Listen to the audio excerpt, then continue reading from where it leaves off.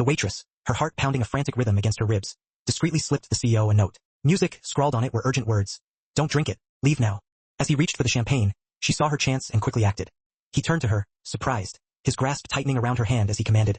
Come with me. The grand ballroom of the Waldorf Astoria shimmered with an almost overwhelming display of wealth. Ornate, gilded chandeliers, each a testament to extravagant taste, hung like jeweled crowns from the vaulted ceilings. They cast a warm, golden glow over the assembled guests. A sea of impeccably dressed men in tuxedos and elegant women in flowing satin gowns. A string quartet, tucked away in a corner, played a gentle, lilting waltz, its melody barely audible above the murmur of conversation and the clinking of glasses. Laughter, light and carefree, echoed beneath the dazzling crystal lighting as white-gloved servers glided effortlessly through the throng, balancing silver trays laden with champagne flutes and delectable hors d'oeuvres. Tonight was more than just a party. It was a celebration of unprecedented success. Heliosite Technologies had just completed its IPO, one of the most spectacularly successful of the decade, and the world was watching, waiting to see what this innovative company would do next. Investors, tech giants, and media elites had all gathered under one roof to raise their glasses and toast the company's meteoric rise to prominence. At the very heart of it all stood Jonathan Rains, a youthful 32, the enigmatic CEO and founder of Heliosite, dressed in a perfectly tailored black tuxedo.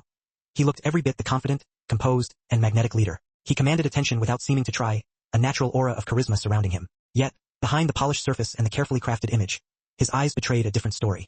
There was a subtle exhaustion etched in the lines around his mouth, a barely perceptible tension in his jaw, subtle signs of the years of relentless pressure, sky-high expectations, and a constant, unwavering fight to prove himself. Raised in a New Jersey orphanage, Jonathan had clawed his way out of poverty with nothing but a scholarship, a brilliant mind that devoured knowledge, and a relentless will that left no room for even the slightest possibility of failure. Now he stood at the apex of the tech world, but even at this pinnacle of success, he felt a profound disquiet, an unsettling feeling he could no longer ignore. At the edge of the ballroom, seemingly unnoticed, Aurora Lane, a young woman of 24, moved quietly among the guests, a silver tray balanced effortlessly on one hand. Her blonde ponytail bounced neatly with each step, a picture of professionalism and efficiency. But her eyes, a striking shade of green and remarkably sharp, held something else beneath the surface, a mixture of worry, urgency, and a palpable fear. She was not just a waitress serving champagne.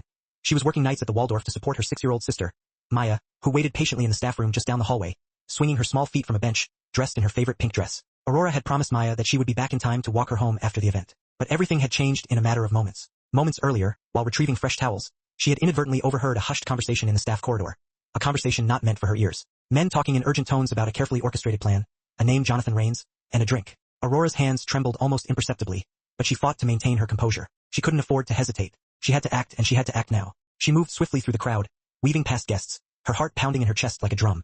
Jonathan had just approached the podium, his champagne flute already in hand. A toast was imminent. Aurora moved faster, adrenaline coursing through her veins. Just as he raised the glass to his lips, she approached, feigning a slight stumble. "Oh, I'm so sorry," she gasped, tilting her tray just enough to bump into his arm. The champagne sloshed from his glass, splashing onto the floor and speckling the sleeve of his impeccably tailored tuxedo. Jonathan flinched, startled, but his composure remained unbroken. "I'm terribly sorry, sir," she said quickly, lowering her tray and pulling a clean white cloth from her pocket. She dabbed at his sleeve with one hand, appearing awkward and apologetic. With the other hand, unseen by anyone around them, she deftly slipped a small, folded note into his hand. She didn't wait for acknowledgement, didn't dare risk drawing attention. She backed away, still offering profuse apologies, disappearing seamlessly into the throng before he could utter a word. Jonathan stared after her for a fleeting moment, a flicker of confusion in his eyes. Then he looked down at the note clutched in his hand. His fingers unfolded it slowly, the paper warm from her touch. For words, scrawled in hurried handwriting, stared back at him. "Do not drink. Leave now. They know you found out the truth."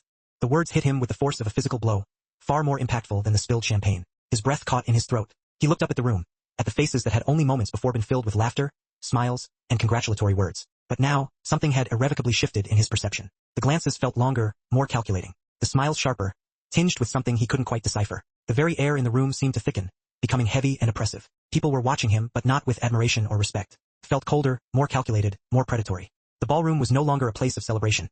It was a meticulously crafted stage. And suddenly, Jonathan realized he was the only one who didn't know his part in the deadly performance. His fingers tightened around the note, crushing the paper. His outward expression remained calm, unreadable, a mask of practiced indifference. But inside, something had already begun to shift, a sense of urgency and a steely resolve hardening his gaze. Jonathan's outward composure remained unbroken. He folded the note slowly, deliberately, and slipped it into the inner pocket of his jacket. He looked up, his eyes scanning the crowd with newfound awareness. Then he saw her, the waitress with the blonde ponytail, slipping into the far corner of the ballroom, near the service entrance. Without drawing any unnecessary attention to himself, he placed the untouched champagne flute back on the nearby table. Music then, calm and precise. He stepped down from the podium, weaving through clusters of guests, offering polite nods and brief smiles. Every move was deliberate, unhurried, as if he were simply mingling before delivering his highly anticipated speech. Aurora reached the edge of the room near the staff corridor when she felt a presence behind her. "Don't turn around," Jonathan said quietly, his voice low and close to her ear. "I read your note." Aurora stiffened, her muscles tensing. Her fingers gripped the tray in her hands, her knuckles turning white. I need you to come with me, he continued, his tone unwavering. We'll talk, but not here. It's too dangerous. He gently reached for her hand, his touch surprisingly gentle. She looked down, startled, then up at him, her eyes wide with apprehension. His expression gave nothing away. It was a carefully constructed mask of calm, just a small, steady nod that conveyed more than words ever could. Without speaking, they walked together toward the back of the ballroom, their movements synchronized. Jonathan wore a faint smile, the kind a gracious host would wear while showing a guest around. Aurora followed, her heart pounding like a war drum. A man in a charcoal suit, one of the board members, stepped directly into their path, a slightly disconcerting smile playing on his lips. Music? Jonathan, he said smoothly, his voice dripping with false cordiality. Sneaking away already? Jonathan maintained his firm grip on Aurora's hand. I'll be right back, he replied with a disarming smile. Just giving my guest here a quick tour. She's never seen the ballroom before. The man glanced at Aurora, raising a questioning eyebrow. A tour? Without hesitation, Jonathan stepped closer to Aurora and casually slipped his arm around her waist, pulling her closer. He leaned in as if whispering something flirtatious in her ear. Music? Too many eyes, he murmured under his breath, his voice barely audible. Not enough air. The man hesitated, his eyes narrowed slightly, then chuckled, seemingly convinced by the charade. Fair enough. Just don't miss your big toast, he warned, his gaze lingering a moment too long on Aurora. Jonathan winked, his expression lighthearted. Wouldn't dream of it. Aurora offered a faint smile and a slight tilt of her head, expertly selling the carefully crafted illusion. It worked. The man stepped aside, and no one followed as they slipped through the side doors into a dim hallway leading to the staff area. The music and voices faded behind them, replaced by an almost palpable silence. Jonathan's grip on her hand tightened slightly, his touch reassuring. Where's the service elevator? Aurora pointed silently toward the end of the hallway. They moved quickly, her steps light and agile, his stride long and steady, conveying a sense of purpose. Inside the elevator, the doors slid shut with a soft chime, enveloping them in a temporary sanctuary. For the first time since the note, they were truly alone. Aurora leaned against the cool metal wall, gasping for breath, her chest heaving. Jonathan pressed the button for the basement, his movements decisive. A heavy silence hung in the air, broken only by the hum of the elevator cables. As the elevator descended, Jonathan turned to her, his gaze intense. Talk, he commanded, his voice brooking no argument. Aurora nodded, her mind racing. Her voice trembled slightly, but her words were urgent. I overheard two men talking in the VIP lounge behind the ballroom. One of them, I think, is on your board. They mentioned you found something you weren't supposed to. One of them said, it ends tonight. Jonathan's jaw clenched, the muscle ticking in his cheek. Music? I wasn't supposed to be near there, she continued. But I took a shortcut through the service hallway. The door was open just a crack. I didn't hear everything, but one of them said, once he drinks, we move forward. Jonathan said nothing, his gaze fixed on the elevator doors as his mind raced, piecing together the fragments of information. I couldn't ignore it, she added quickly, her voice pleading. I didn't know who to trust. I didn't even know if you'd believe me. He turned to her, and for the first time, she saw something unexpected in his eyes. Not suspicion, not authority, but genuine gratitude. You did the right thing, he said quietly, his voice sincere. The elevator dinged, signaling their arrival. The doors opened into the shadowy service corridor below, a stark contrast to the opulence above. Jonathan stepped out first, scanning the empty hallway, then looked back at her, his expression unreadable. Come on, he said, his voice low and urgent. We don't have long. The storage room in the basement was dimly lit, illuminated by a single flickering fluorescent bulb. Its concrete walls were lined with stacks of folded banquet chairs, piles of unused linens, and crates of bottled water. The low hum of the building's boiler echoed faintly through the otherwise silent space, but all Aurora could hear was the frantic pounding of her own heart in her ears. Jonathan closed the door behind them, locking it quietly and deliberately. He scanned the room once, ensuring they were truly alone, then turned to face her, his expression serious. Tell me everything, he said, his voice low and calm, yet with an underlying intensity that made her shiver. Aurora nodded, still trying to catch her breath, her hands twisting nervously in front of her, her fingers fidgeting with the edge of her apron. It happened maybe 20 minutes before the toast, she began, her voice barely above a whisper. I was cutting through the back hallway, just trying to save time. There's a shortcut near the kitchen that leads past the VIP lounge. The door to the lounge was open just a crack. Music. Jonathan listened intently, his expression unreadable, his eyes never leaving her face. I wasn't trying to eavesdrop, she continued quickly. But I heard voices angry low, so I stopped. Couldn't help it. She swallowed hard, reliving the moment, the fear creeping back into her voice. There were 3 men inside, 2 I didn't recognize, but the third, I realized it was Mr. Coburn. I've seen him at the hotel before. He's on your company's board, isn't he? Jonathan gave a slow, deliberate nod. Vice chairman. He's been with Heliosite since the beginning. Aurora's voice dropped to an almost inaudible whisper. They were talking about you. His jaw tightened, the muscle flexing involuntarily. One of the men said. She paused, struggling to recall the exact words, the weight of their meaning pressing down on her.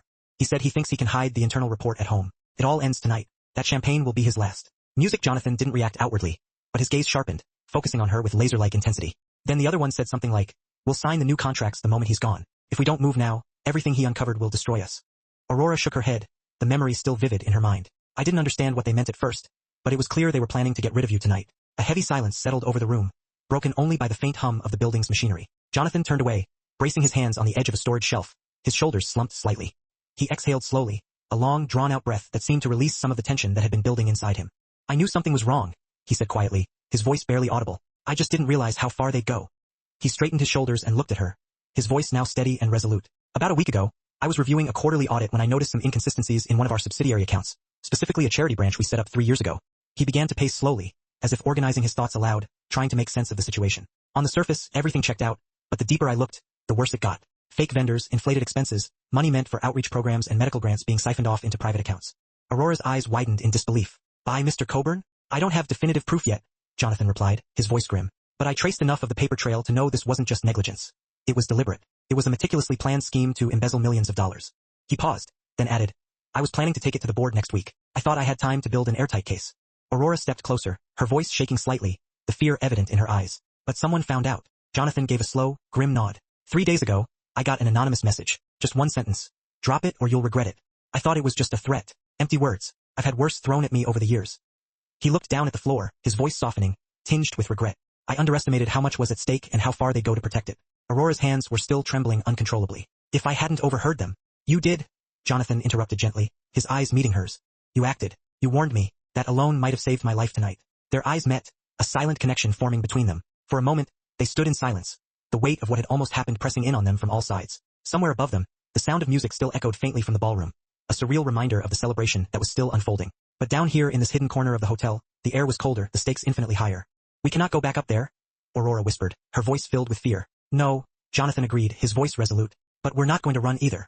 He reached into his jacket and pulled out the folded note she had given him. This changes everything, he said, his gaze hardening. Now we move carefully and we move together. Jonathan stood still for a long moment, processing everything Aurora had just told him. The room around them felt tighter now, as if the walls themselves understood the weight of the truth. We cannot stay here, he finally said, his voice low and urgent. We need to get you out of this building. It's too dangerous for you to be here. Quietly, Aurora looked down, twisting her fingers nervously.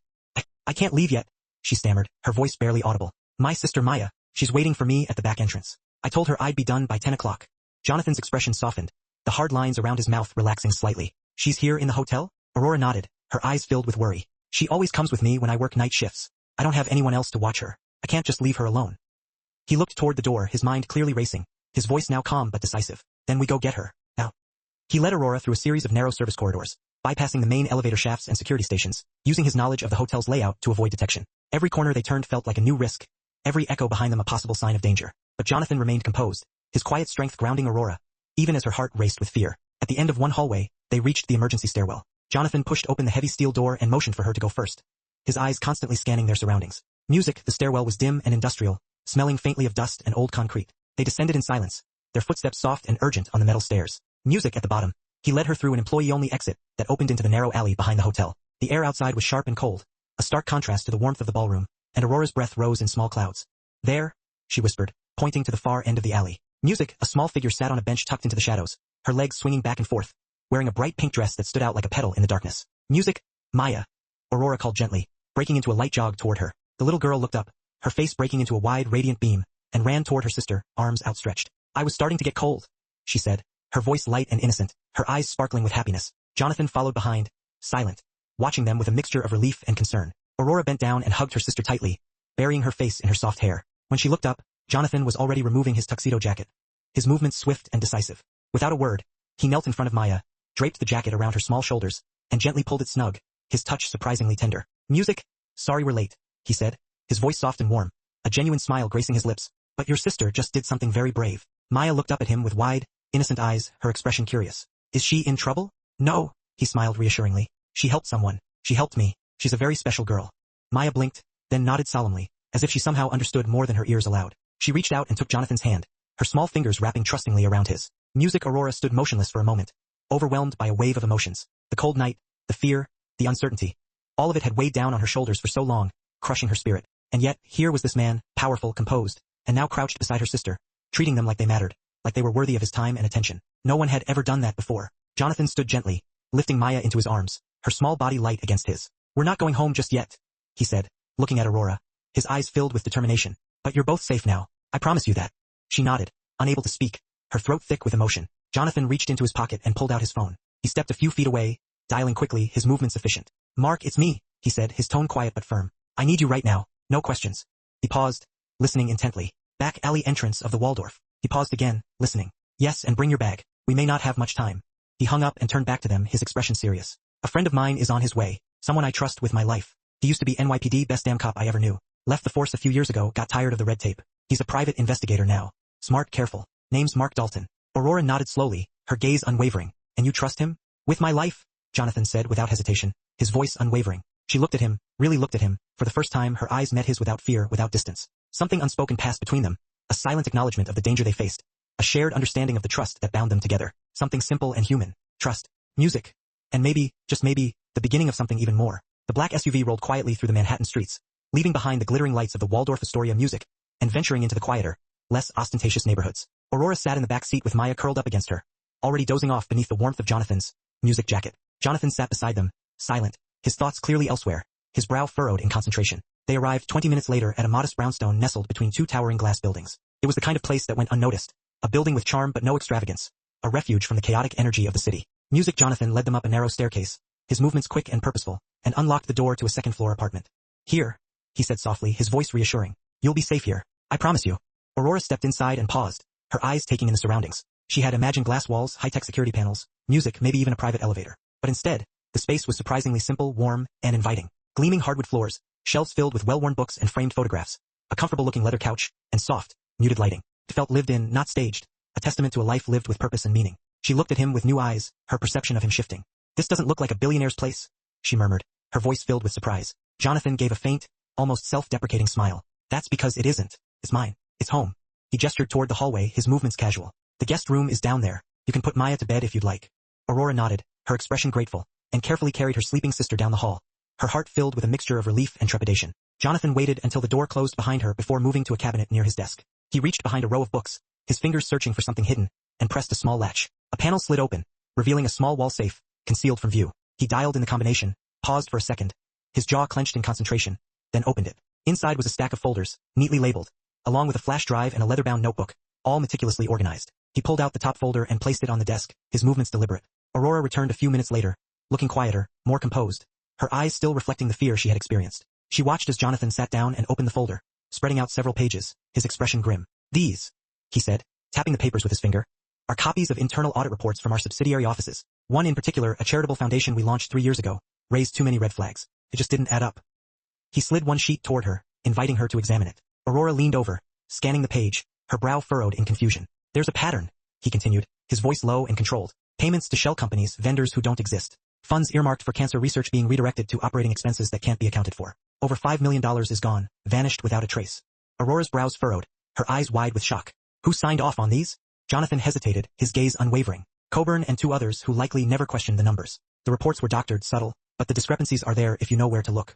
He pulled out the flash drive next, holding it up for her to see. I was going to present all of this next week during the board's private review. I wanted to have everything airtight. The legal team was preparing the necessary documents. I even hired an external firm to confirm my findings. Aurora sat across from him, her voice quiet with a mixture of fear and admiration. But someone found out. Jonathan nodded slowly, his expression grim, and decided it would be easier if I disappeared before I could speak. He sat back in his chair, exhaling slowly through his nose, a gesture of weariness. You showing up tonight? He said, looking at her with gratitude. It changed everything. You changed everything. Snorts. If you hadn't warned me, I would have taken that drink. And this? He motioned to the papers spread out on the desk. Would have died with me. It would have all been for nothing. Aurora looked at the documents, then back at him, her eyes filled with concern. So what now? What do we do? He met her eyes, his gaze unwavering. Now, we finish what I started. We expose the truth, no matter the cost. She nodded, her determination mirroring his. Outside, the city carried on, oblivious to the drama unfolding within the walls of the brownstone. Horns blaring, lights flickering, lives rushing past each other in anonymous streams. But in that quiet apartment, under the soft light of a single desk lamp, something important was happening. 2 strangers were becoming allies, their lives intertwined by fate and circumstance, not by chance but by choice. 2 days later, the boardroom on the top floor of Heliosite Technologies was filled with an atmosphere of manufactured confidence. The emergency meeting had been called by Vice Chairman Coburn under the pretense of discussing transitional leadership in light of Jonathan's unexplained absence. Around the long glass table, familiar faces gathered, each betraying a hint of nervous energy. Directors, legal advisors, department heads, polished shoes, tailored suits, and calm expressions masking quiet unrest. Everyone wondered the same thing.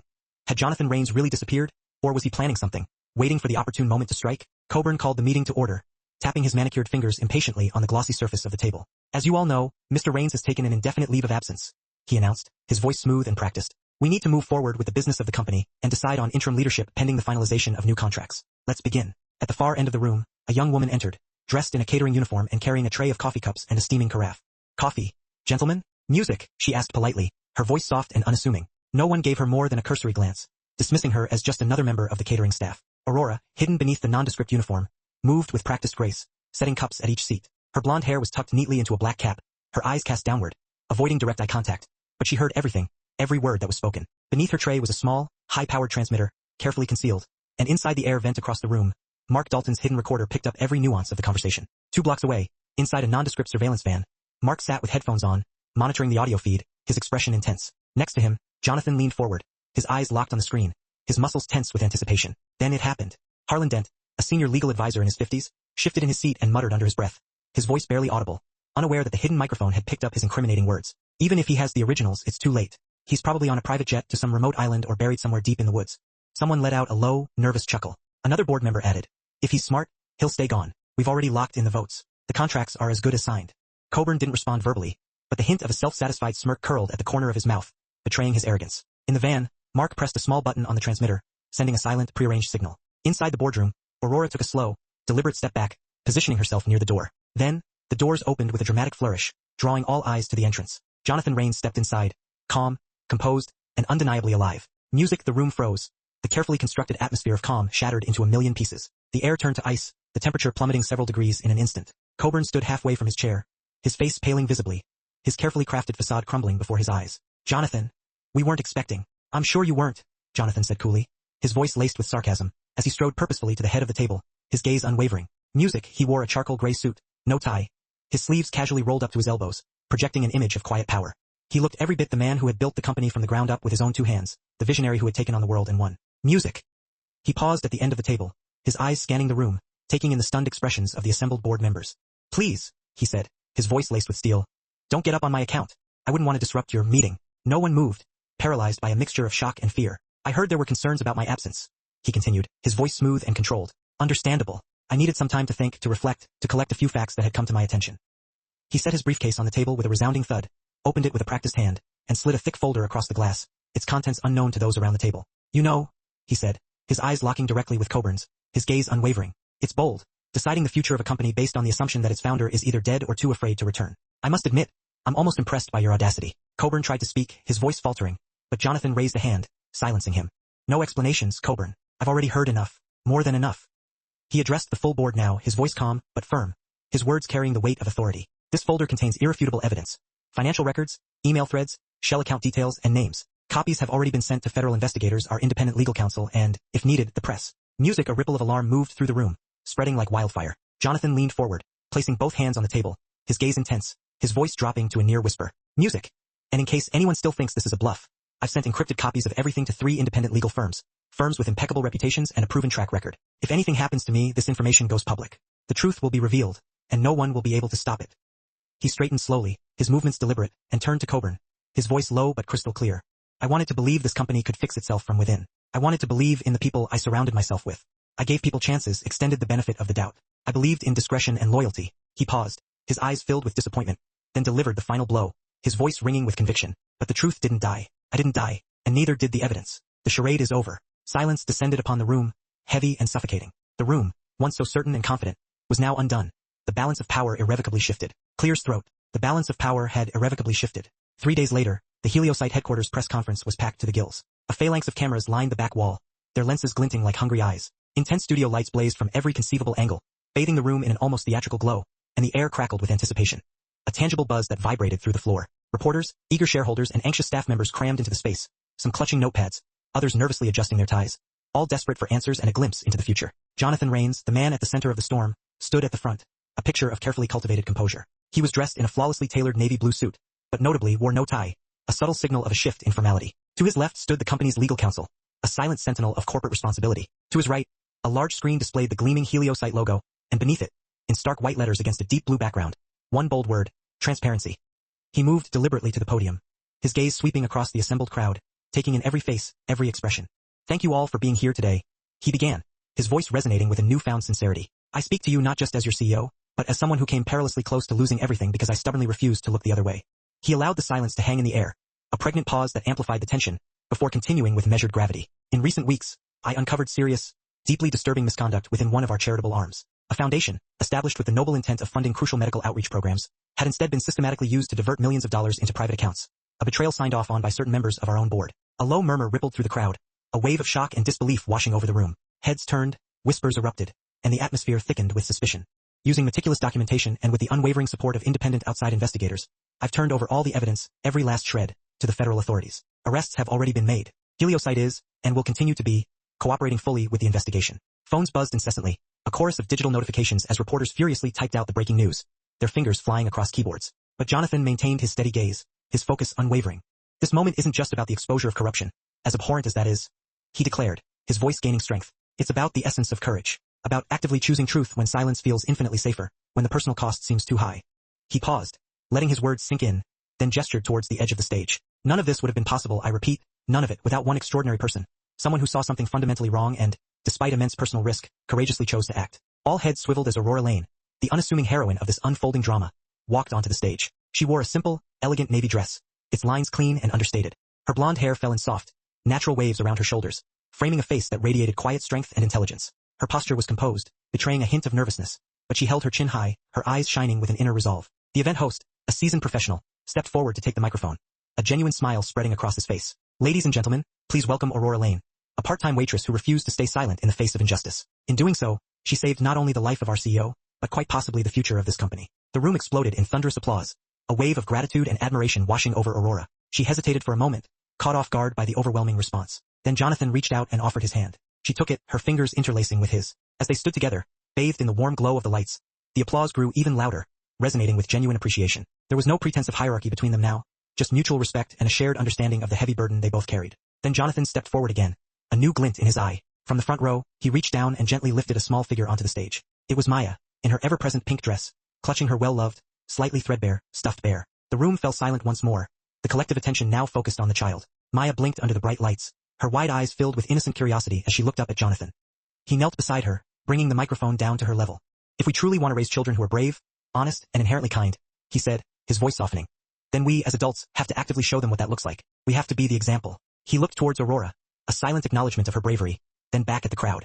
Sometimes it only takes one voice, one person who is willing to stand up and say, this is wrong, when no one else dares to. He rose to his feet and placed Maya's small hand gently in Aurora's. The three of them stood side by side, an unlikely trio united by the shared conviction of truth and the unwavering pursuit of justice. And in that moment, the applause returned, not merely out of politeness or corporate obligation, but from something far deeper and more real. It was thunderous, a roaring wave of sound rising to fill every corner of the hall, shaking the very foundations of the building. It was applause for truth, for courage, for the unwavering light of integrity, and for the brave individuals who choose to see and say what others are too afraid to even whisper. Spring returned to New York with a gentle grace, soft winds carrying the delicate scent of blooming cherry blossoms, brushing vibrant color back into the city after a long, harsh winter. Life at Heliosite had undergone a radical transformation, a phoenix rising from the ashes, for the better. In the weeks following the public revelation, the company launched sweeping reforms, dismantling the old, corrupt structures and implementing new policies based on transparency and accountability. The toxic leadership was gone, swept away by the tide of change. Trust, once irrevocably broken, was slowly, painstakingly being rebuilt, brick by brick. And at the very center of it all, Jonathan Raines remained, a changed man.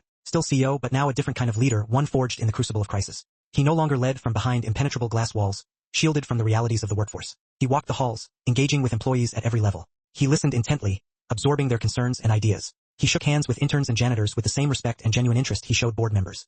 And when he needed a reminder of why he had chosen this difficult path, of why he had risked everything, he often visited the employee relations office, where Aurora Lane now worked full-time. Aurora had been offered numerous high-profile roles within the company, positions of power and influence, but she deliberately chose the one where she could make the greatest difference, directly helping entry-level staff, interns, part-timers, and all those often overlooked members of the corporate family, the people just like she had once been, to feel seen, heard, and valued. She wasn't just good at it.